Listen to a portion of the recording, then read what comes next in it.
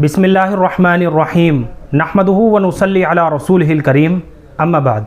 मोहतरम नाज़रीन इकराम, सुमेका नाम के ताल्लुक़ से हमारे पास काफ़ी सारे कमेंट आए हुए हैं, जिसमें से पहला कमेंट कुछ इस तरीके से है। अस्सलामु अलैकुम हज़रत, क्या सुमेका सहाबिया का नाम है? वालेकुमुस्सलाम व रहमतुल्लाहि व बरकातुहू। जी हाँ, सुमेका जो है ये एक सहाबिया का नाम है, छोटे सीन के तलफ़ुज़ के साथ और छोटे काफ के तलफ़ुज़ के साथ। यानी इसका जो सही तलफ़ुज़ है, सबसे पहले छोटा सीन है, उसके ऊपर पेश है, उसके बाद मीम है, उसके बाद या है, उसके बाद छोटा काफ है और आखिर में हा साकिन सुमेका। ये इसका सही और दुरुस्त तलफ़ुज़ है।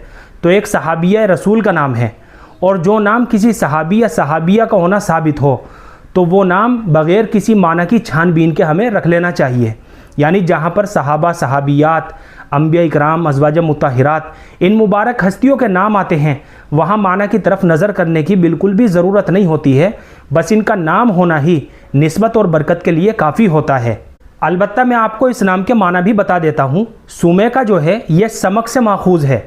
यानी सुमेका जो लफ्ज़ है ये समकुन से लिया गया है, जिसके माना आते हैं बुलंदी और ऊंचाई।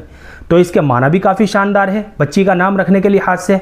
और सबसे बड़ी बात तो ये है कि ये एक सहाबिया रसूल का नाम है, लिहाजा इतनी निस्बत और इतनी बात काफ़ी है बच्ची का ये नाम रखने के लिए।